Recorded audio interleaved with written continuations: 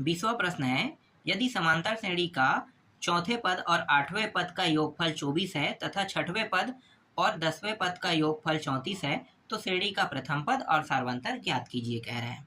तो चलो इस प्रश्न को हल करते हैं। तो श्रेणी का चौथा पद और 8वें पद का योगफल दिया हुआ है। योग का मतलब होता है जोड़ना, है ना, योगफल का मतलब जोड़ना। तो यहाँ पे मैं लिख लेता हूँ चौथे पद मतलब A4, है ना, और 8वें पद मतलब क्या होगा A8। दोनों का योगफल कितना है इस प्रश्न में 24 दिया हुआ है। ठीक है, इसमें 24 दिया हुआ है। दो खंड कर लेते हैं। दूसरे साइड A6 और A10 लिख लेते हैं। इनका योगफल दिया हुआ है इस प्रश्न में 34 दिया हुआ है। ये रहा 34। A4 और A8, ठीक है, इसका मतलब क्या है? इसका मतलब ये है कि ये A प्लस, इससे एक घटा के लिखेंगे ना D का मान, तो 4 है मतलब क्या होगा 3D होगा। इसी तरीके से A प्लस यहाँ भी घटाएंगे 7D, हमेशा एक कम आता है, याद रखना D का मान। जैसे A4 दिया है तो A 3D आएगा, A8 दिया है तो A 7D आएगा, मतलब एक कम होके ही आएगा D का मान। फिर 24, इसको भी साथ साथ लेकर चलते हैं। तो A प्लस 6 है मतलब 5D, A प्लस कितना होगा 10 है तो 9D, और ये रहा 34। A को जोड़ लेते हैं और D को जोड़ देते हैं। ऐसे यहाँ भी करेंगे, A और D दोनों को जोड़ देते हैं। तो ये हो जाएगा 2 हो जाएगा A प्लस 7 और 3 10D, और ये रहा 24। यहाँ भी 2A प्लस 9 और 5 कितना हो जाएगा 14, तो ये हो गया 14D, और ये रहा 34। 2 के पहाड़ा में देखो ये तीनों आता है, मतलब 2 के पहाड़ा से ये कट रहा है, तो 2 के पहाड़ा से 2 तो कट गया, बचा क्या A बस बचा। 2 के पहाड़ा से 10 कटेगा तो कितने बार जा रहा है 5 बार, 2 पंचे है ना, तो 5D आ जाएगा। 2 एकम 2 और 2 दूनी।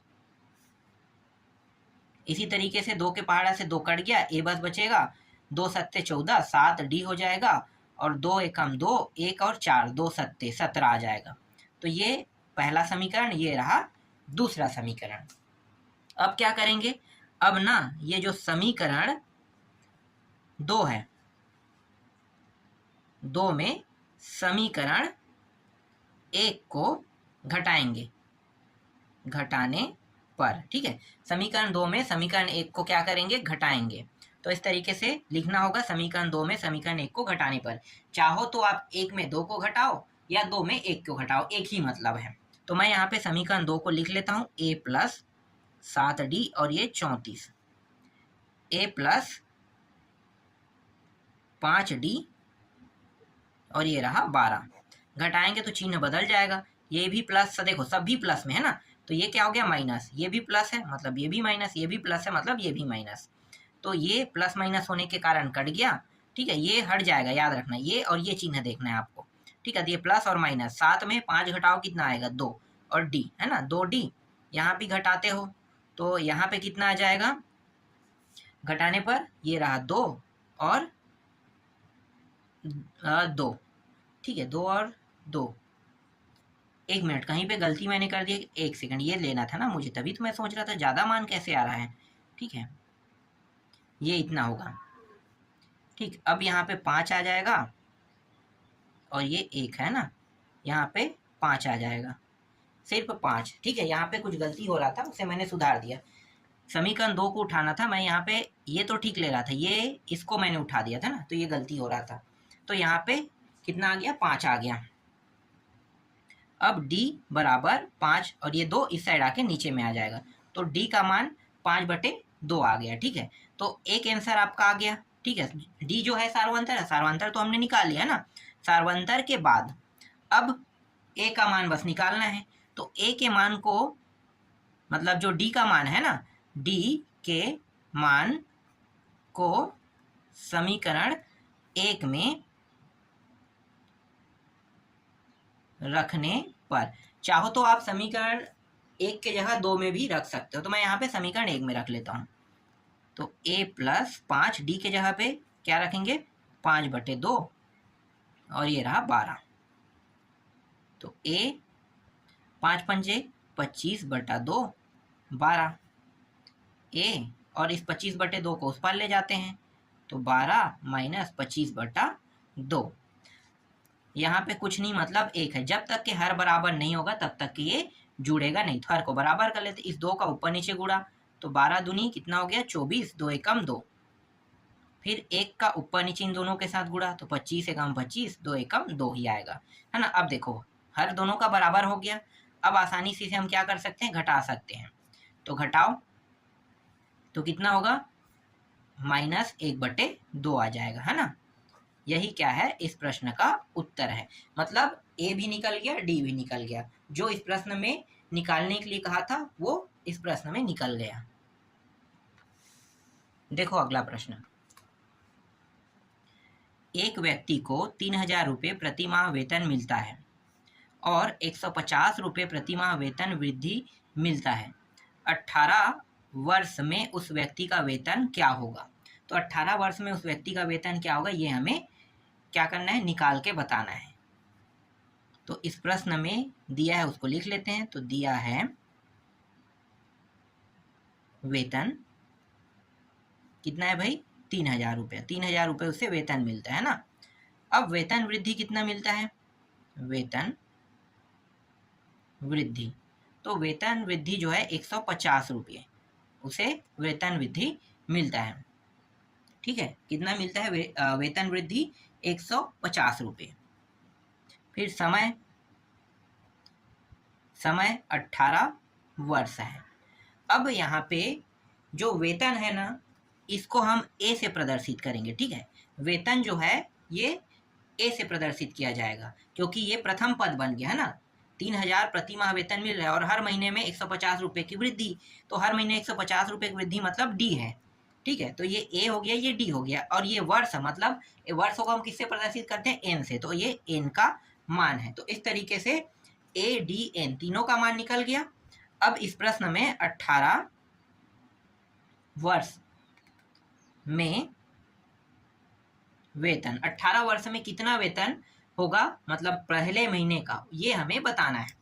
ठीक है, तो चलो निकालते हैं वेतन वृद्धि के बाद, है ना। तो जो सूत्र है a प्लस n-1 और ये रहा d। a के जगह पे 3000 रखेंगे, n के जगह में 18 रखेंगे और d के जगह में कितना रखना है 150। फिर बराबर ये हो गया 3000 प्लस घटाएंगे तो ये 17 हो जाएगा और गुणित 150। 3000 और 17 और 150 दोनों का गुणा करेंगे, कितना आ जाएगा 2550 आ जाएगा। तो 2550 आ गया।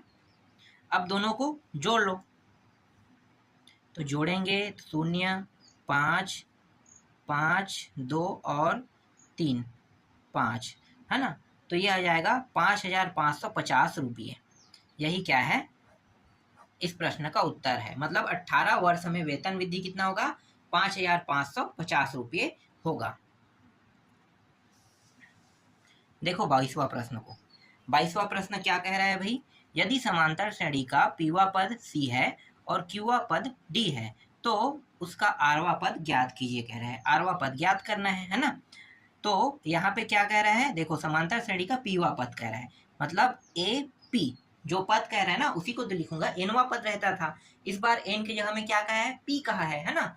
तो ए पी लिख देंगे बराबर सी। दो खंड कर लेते हैं। क्यू क्यूवा पद कह रहे हैं मतलब ए क्यू हो जाएगा। एक मिनट, इसे ये ए क्यू लिखते हैं, ए क्यू और ये रहा डी हो गया, है ना। तो ये पीवा पद है, इसका मतलब क्या होगा, पीवा पद मतलब अब ए को मैं बड़ा लिख देता हूं, फिर p माइनस 1 और बड़े d, इस तरीके से। ठीक है, इसी तरीके से a प्लस q माइनस 1 और ये रहा बड़ा d और ये रहा d। ठीक है, ये भी क्लियर हुआ।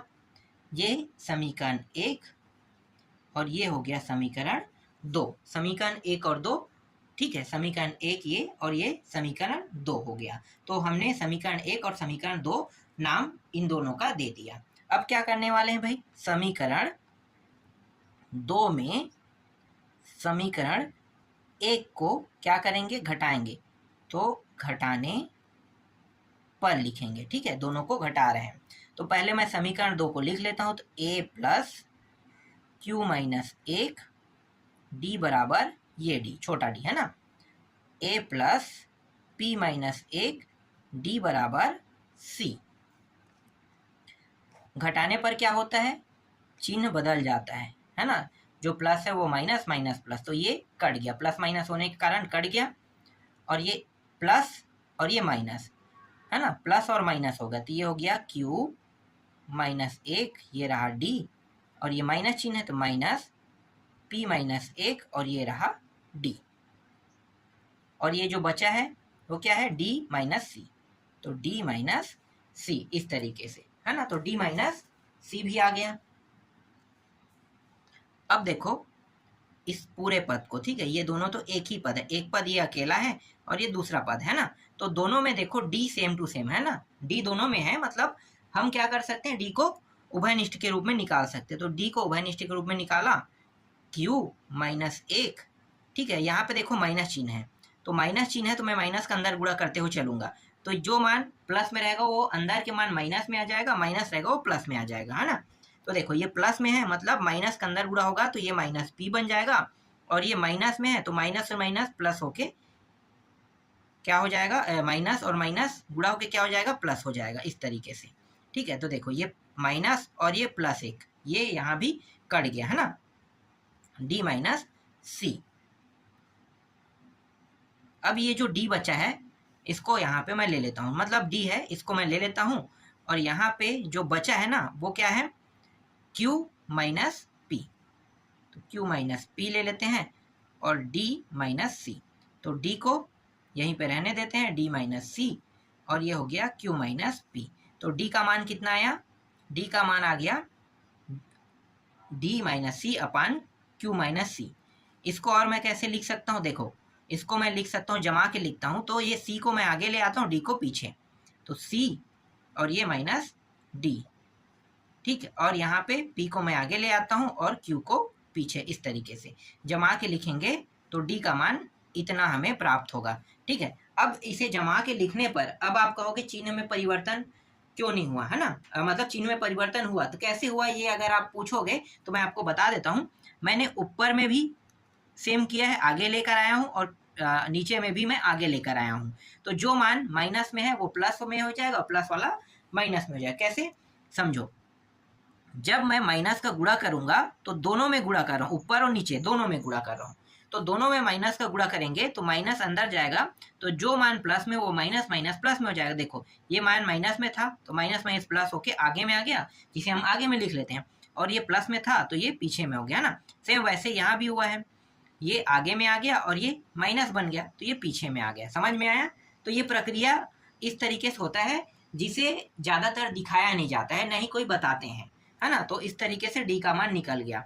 अब ए का मान निकाल लेते हैं। तो डी के मान को किसी भी समीकरण में रख लो, चाहे आप चाहो तो आप पहला समीकरण में रखो, चाहो तो आप दूसरा समीकरण में रखो, जो भी समीकरण में रखोगे डी ए का मान निकल जाएगा। तो मैं यहाँ पे समीकरण इसे एक में रख लेता हूँ। तो समीकरण एक क्या है, ए प्लस पी माइनस 1 सी माइनस डी, डी के मान को रख रहे हैं ना, छोटा डी है सॉरी, और पी माइनस क्यू बराबर सी। ठीक है, समीकरण एक में रख रहा हूँ, तो समीकरण एक में मैंने रख दिया। ठीक है, जहाँ पे डी होना चाहिए था, ये देखो बड़ा डी, उसके जगह में ये पूरा उसके मान को रख दिया गया है। अब ए बस को यहीं पे रहने देते हैं। ठीक है, ए बस को यहीं पे रहने देते हैं, इस पूरे मान को उस साइड ले जाते हैं, तो सी यहाँ पे रहेगा, इस साइड आके ये जो पूरा मान है ये क्या हो जाएगा, माइनस हो जाएगा, है ना। तो इस साइड आके माइनस पी माइनस 1 सी माइनस डी, और नीचे में क्या है, पी माइनस क्यू। और नियम क्या कहता है, देखो नियम क्या कह रहा है भाई, सी के नीचे में कुछ नहीं मतलब एक है। नियम ये कहता है कि जब तक के ये दोनों हर जो है बराबर नहीं होगा, तब तक के हम ना तो इसे जोड़ सकते हैं और ना ही हम इसे घटा सकते हैं, ना। तो चलो यहाँ पे बगल में कर लेते हैं। तो ये जो p माइनस क्यू है इसके साथ गुणा हो जाएगा, तो p माइनस क्यू का गुणा होगा तो ये हो जाएगा p सी पी या पी सी ऐसे भी कह सकते हो, सी पी लिख लेते हैं, ठीक है, और माइनस क्यू का गुणा भी इसके साथ होगा, तो ये माइनस सी क्यू होगा, और नीचे में पी माइनस क्यू, है ना। इस एक का ऊपर नीचे इन दोनों के साथ गुणा होगा, तो ये सेम टू सेम मान आएगा। तो मैं यहाँ पे इसे जैसा है वैसा लिख लेता हूँ, पी माइनस एक सी माइनस डी और पी माइनस क्यू। तो ये हो गया सी माइनस पी माइनस सी, एक मिनट सी पी है ये, सी माइनस पी नहीं सी पी, ये हो गया सी क्यू हो गया, सी पी सी क्यू। अब इन दोनों का गुणा कर देते हैं, देखो इन दोनों का गुणा पी सी, ठीक है, चिन्ह भी लगा दो, यहाँ पे चिन्ह लगाते चलो तब समझ में आएगा, मतलब आगे में रख लेते हैं चिन्ह को, बाद में इसको लगा देंगे। तो P C, P C, P का गुणा इसके साथ भी होगा तो माइनस पी डी, फिर माइनस एक का गुणा इनके साथ होगा तो माइनस सी, और माइनस और ये माइनस प्लस हो जाएगा डी, ठीक है, ये मान हमें प्राप्त होगा। और देखो हर यहाँ पे देख सकते हो बराबर है, इसका मतलब पी माइनस क्यू बस लिखेंगे, है ना। तो ये हो गया C P C Q, C P C Q.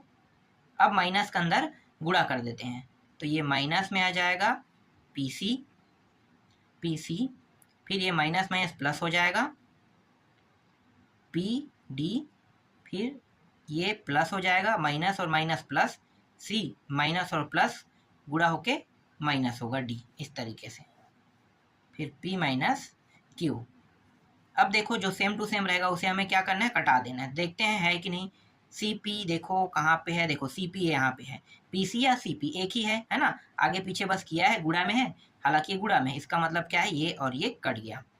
इसके बाद देखो और क्या है, C Q, C Q plus P D दिया हुआ है तो नहीं कटेगा ये, है ना, सी और डी दिया हुआ है तो यहाँ भी ये नहीं कट रहा है। तो ए का मान हमें अब प्राप्त हो गया, तो ये C Q plus P D plus C minus D, और ये रहा पी माइनस क्यू। देख लो ए का मान निकल गया, है ना, ए का मान निकल गया। हमारे पास ए का मान है और डी का मान, दोनों मान अब आ गया है, तो ए का मान और डी का मान निकल गया, तो आसानी से आरवा पद का मान निकाल सकते हैं, है ना। तो आरवा पद मतलब ए आर, तो आरवा पद का मान निकालते हैं, सूत्र क्या है, ए प्लस आर माइनस वन, और ये रहा डी। ए के जगह पे पूरा ये मान रखना है, सी क्यू पी डी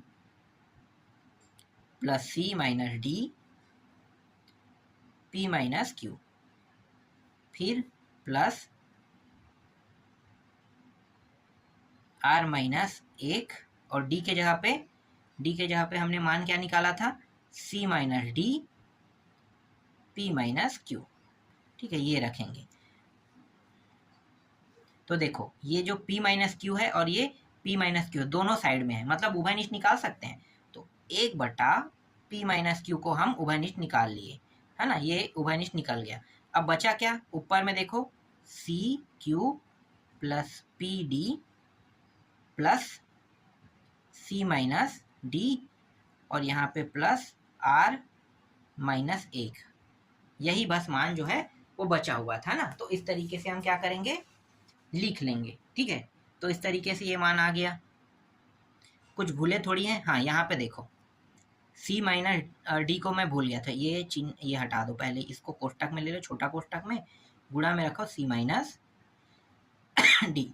एकदम ध्यान से करना है ना, जितना ज़्यादा कैलकुलेशन होते रहता है उसमें गड़बड़ी उतना ही ज़्यादा हो सकता है। जैसे अभी मैं सी माइनस डी को मैं भूल गया था, है ना, तो ये चीज़ आपको ध्यान से करना है, बहुत ज़्यादा ध्यान से। एक अपान P minus Q C Q plus P D plus C minus D, इन दोनों का गुणा कर देते हैं। अब तो गुणा करेंगे तो आर और ये सी, तो ये आर सी हो गया, आर का गुणा इसके साथ भी होगा तो आर डी हो जाएगा, फिर माइनस सी और प्लस डी हो गया, इस तरीके से देखो, ये और ये प्लस माइनस होने के कारण कट गया, ये भी प्लस और माइनस होने के कारण कट गया। तो 1/p minus Q C Q plus P D plus R C minus R D, बस इतना ही बचेगा, है ना। और यही क्या है, इस प्रश्न का उत्तर है। तो ये रहा प्रश्न का उत्तर। तो इस तरीके से जो आपका 22वां प्रश्न है वो भी कंप्लीट हो गया। देखो अगला प्रश्न, दो समांतर श्रेणियों 3, 7, 11 और 407 तक के दिया है, मतलब अंतिम पद भी कह सकते हो, एल कह सकते हो उसे, अंतिम पद है ना, एल का मान हो गया, या इनवा पद भी कह सकते हो। और 2, 9, 16 दिया है, और यहाँ पे अंतिम में क्या दिया है, 709 दिया है। में उभयनिष्ठ पदों की संख्या ज्ञात कीजिए। उभयनिष्ठ पदों की संख्या ज्ञात करना मतलब दोनों में मिलता जुलता सेम टू सेम कितने तक पद सेम टू सेम रहेंगे कह के यहाँ पे क्या करना है, इस प्रश्न में निकालना है। तो चलो इस प्रश्न को हल करते हैं। तो दो समांतर श्रेणी दिया है, दोनों को दो खंड में ले लेते हैं ना, साथ साथ हल करते जाएंगे, दोनों को दो खंड कर लेते हैं।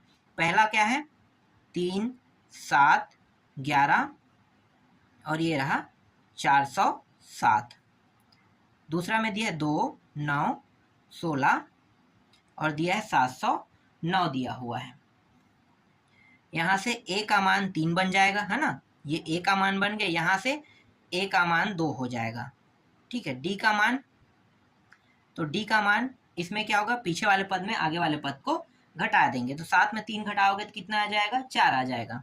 तो यहाँ पे d का मान 4 आया, यहाँ भी पीछे वाले पद में आगे वाले पद को घटा दोगे, तो d का मान कितना है, 9 में 2 घटाओगे कितना आ जाएगा, 7 आ जाएगा। तो 7 d का मान, यहाँ पे d का मान 4, यहाँ पे 7, इसमें a का मान 3, इसमें a का मान 2। समझ में आ गया। अब सूत्र लगा देते हैं, तो a प्लस डायरेक्ट मैं मान रख दूं क्या, ज़्यादा अच्छा रहेगा ना, a के जगह पे कितना रखेंगे, 3, तो 3 रख दो।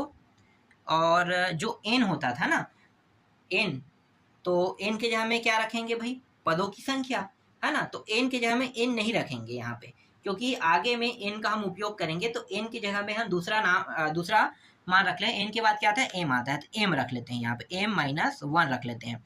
और d के जगह कितना रखेंगे, 4, तो ये 4 और ये रहा 407। सेम टू सेम वैसे यहाँ भी कर लेते हैं, तो ये रहा 2 प्लस, अभी हमने m रखा है ना, तो m के बाद आगे वाले को रख लेते हैं। ठीक है, तो m के बाद क्या आएगा, 23वां प्रश्न देखो, दो समांतर श्रेणियों 3, 7, 11 और अंतिम पद यह है 407, और दूसरा क्या है 2, 9, 16 और अंतिम पद है 709 में उभयनिष्ठ पदों की संख्या ज्ञात करना है। मतलब दोनों में कितने सेम टू सेम पद रहेंगे वो हमें क्या करना है, इस प्रश्न में निकाल के बताना है। तो चलो दोनों समांतर श्रेणियों को लिख लेते हैं और दो खंड कर लेते हैं ना, दोनों को साथ साथ हल करेंगे। 3, 7, 11 और अंतिम पद कितना है, 407, 2, 9, 16 और अंतिम पद है 709 है। a का मान पहले पद को हम a कहते हैं, 3 है, और d का मान पीछे वाले पद में आगे वाले को घटा दो, 7 में 3 घटाओ कितना आ जाएगा, 4। इसी तरीके से यहाँ भी पहला पद क्या होगा, देखो पहला पद यहाँ पे 2 हो जाएगा, और d पीछे वाले पद में आगे वाले घटा दो तो 7 आ जाएगा। मतलब a और d का मान कैसे निकालते हैं ये अब आपको समझ में आ गया होगा ना। पीछे वाले पद में a का मान तो पहले ही पद को कहते हैं, ये तो आपको पता होगा, d का मान पीछे वाले पद में आगे वाले पद को बस घटा देना है। तो AD दोनों आ गया। अब सूत्र यहाँ पे लिख लेते हैं, a प्लस, देखो दो पद है, मतलब हमें n और m और n है ना, दो अलग अलग मान चाहिए, तो मैं यहाँ पे एक को m रख लेता हूँ, और ये रहा d, ये रहा d, और ये अंतिम पद है 407, तो ये रहा 407। इसी तरीके से a, इसे हम mवा पद भी कहते हैं ना, l का मान l रखो यहाँ पे, या फिर m रखो, mवा पद l जो भी रखो, मैं डायरेक्ट मान रख देता हूँ, ज़्यादा अच्छा रहेगा। चलो 407 रख देते हैं, a प्लस n माइनस 1, ये रहा d, और यहाँ पे क्या है 709, तो a के जगह में 3 प्लस m माइनस 1 डी के जगह में 4 और ये रहा 407। इसी तरीके से यहाँ भी करेंगे 2 प्लस n माइनस 1 डी के जगह में 7, ये रहा 709। तो इस 3 को उस पार ले जाएंगे, है ना, 3 को इस साइड ले जाएंगे तो यहाँ पे बचेगा क्या, m माइनस 1 और 4 बचेगा। तो 407 इस साइड आके क्या हो जाएगा, ये माइनस हो जाएगा। सेम टू सेम 2 को भी इस साइड ले जाते हैं तो यहाँ पे n माइनस 1 और 7 बचेगा। तो ये 709 माइनस क्या हो जाएगा, 2 हो जाएगा। इस 4 का अंदर गुणा कर दो तो 4m माइनस 4, इसको घटा देते हैं तो ये हो जाएगा 404 हो जाएगा। 7 को अंदर गुणा करेंगे 7n माइनस 7, इसको घटा देते हैं 707 हो जाएगा।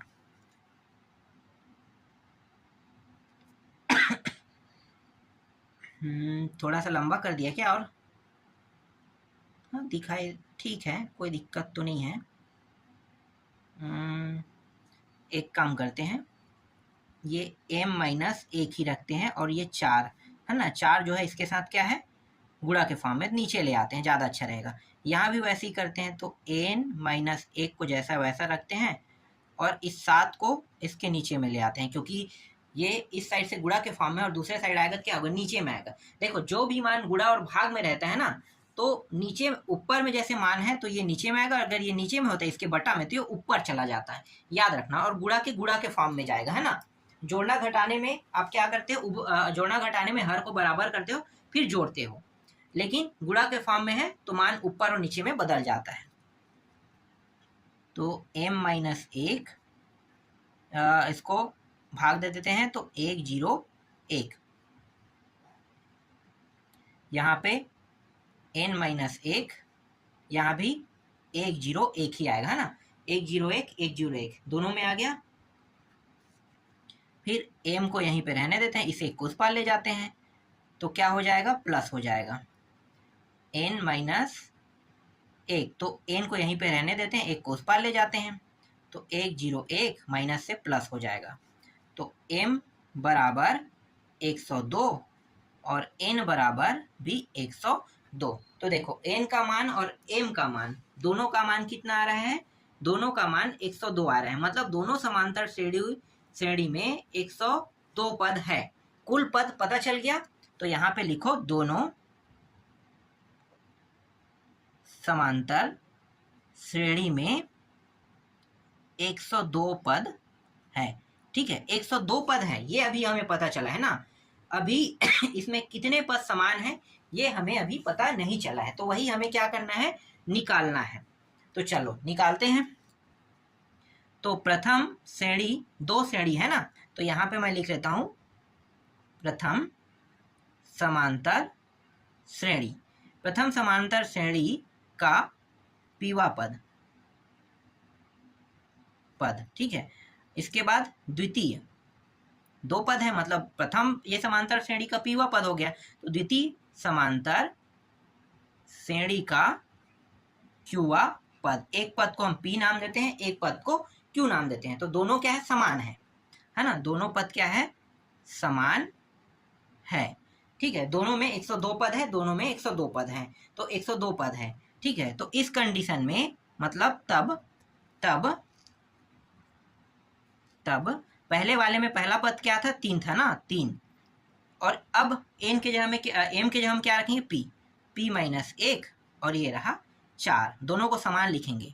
दूसरे में 2 था और q माइनस 1 और सर्वांतर कितना आया था, 7, है ना, देख सकते हो, ये रहा AD। तो पहले में AD और दूसरे में AD, समझ में आ गया।